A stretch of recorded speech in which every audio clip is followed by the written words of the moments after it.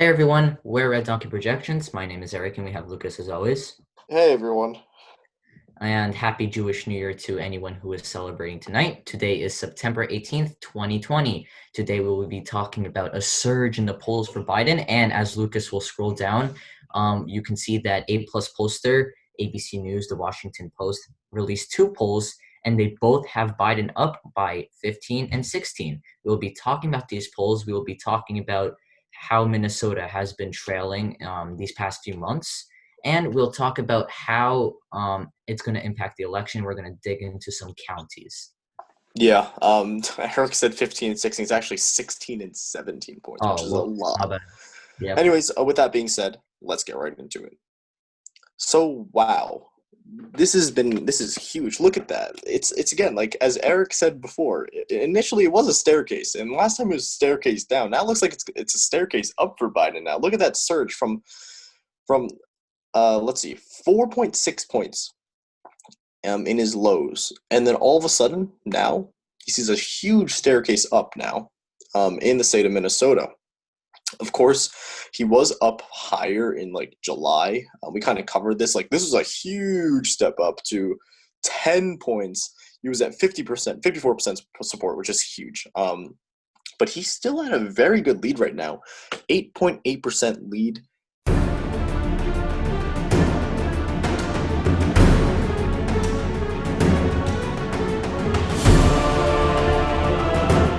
And he has 51% of the vote, according to the polling. Well, I'll actually pull up a 2016 polling map later to kind of compare that to see how similar this is to Hillary's polling data versus Trump's. But what this is telling me is there is a very small number of undecided voters here. This is only 7%.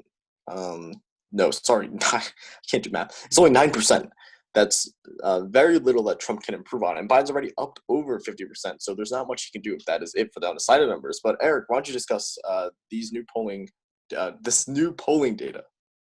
Yeah, so 16 and 17. Wow. Let's just compare that to September 15th.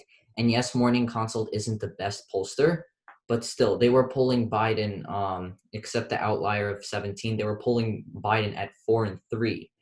And there for quite a while now, for a few weeks, Biden wasn't polling in the double digits like he was used to. YouGov in September 13th put in Biden +9, and before it was actually quite low, which is why there was a staircase. There was an A plus pollster that put Biden up by 9, but not double digits. So this is a huge upshot for Joe Biden. Speaking of which, actually, Donald Trump is holding a rally tonight in Minnesota, and we will see how that impacts the polling here. Maybe people, will do some more polls, and that will change some things up. All right, so now we're going to be discussing county by county the stuff here. Well, not county by county, but we'll discuss on a general level the county parts. Let's see if I can draw here. Can I draw? Oh, no, I can't. But anyways, this general area over here is very, very rural. This is like Colin Peterson's district. If you don't know him, he's a very conservative Democrat. He voted against impeachment, which makes sense because he is a Democrat in an extremely rural and an extremely Republican district. I believe it's the Cook PVI here is like R+13. So it's kind of crazy to see a Democrat being able to represent the district. But anyway, this rural area here could potentially raise an issue for um, Democrats in the future, but I don't think that there will be much of an impact of that rural area in this election. Nothing they need to be worried about in future elections, like maybe in like 2028, potentially they need to worry about it. But for 2020, I think Joe Biden does have this one pretty rock solid in. And with that, I think he can pull off a victory in Minnesota without that much trouble. Before we were seeing him slipping, he only had 4 points. He's up by 8.8 points now, which is huge. Yeah. Of course, Hillary did not do very well here. She only won by 1.5 points.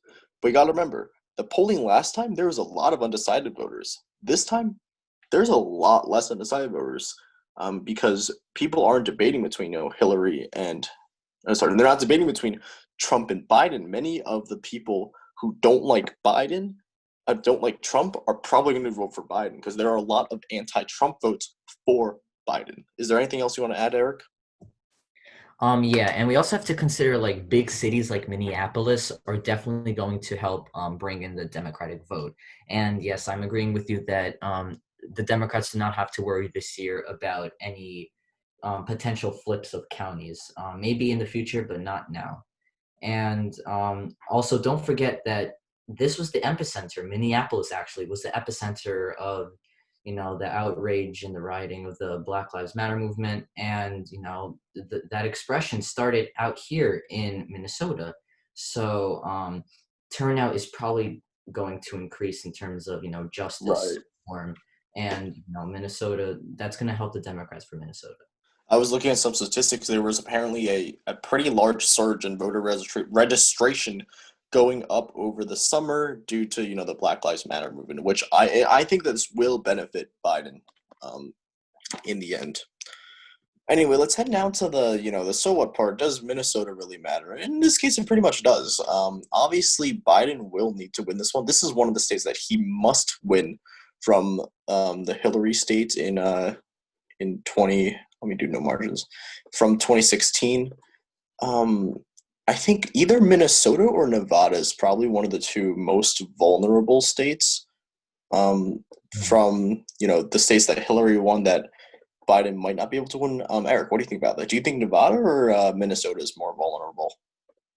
That's a really good question. I do think, despite we had this downward staircase in the polls, but I think Biden will retain to Minnesota, and Donald Trump and the Republican Party do see this that Biden is doing very well in Minnesota. So, as I said in the beginning of the video, they're having a rally there tonight, and they're really trying to bring out Republican turnout. But cities like, as I said again, cities like Minneapolis are really do bring the Democratic vote, and as a result of that, I do not think either. I think Minnesota and Nevada are right about even, but both of them do not have that high of a chance going to Donald Trump. I think they're about even. Interesting. Let's take a look at this. I just discovered something really interesting. If you give North Carolina and Florida to the Democrats, and let's throw in Minnesota too, and Nevada, Biden still wins. He just Yeah, needs these three states. But that is, of course, not what we're seeing right now. We're seeing Biden, leading by 17 points, 17, 60 points from A-plus pollsters. yeah, Um, no joke. yeah. So we're not seeing that right now. And look at this. I mean, what else can I say here other than with Minnesota, and he does it does look like he's winning it right now. Yeah. He's in a very good position to win this election. Is there anything else to add this episode?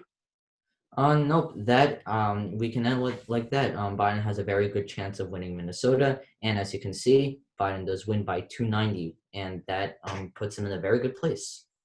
Indeed. And that is the end of the episode for today. Sorry for not uploading in so long. We've been super busy. Mhm. But thanks so much for watching this episode. If you like this episode, please hit the like button. If you like our content, please subscribe. We'll see you in our next episode, probably tomorrow. Yep. See ya, and happy New Year.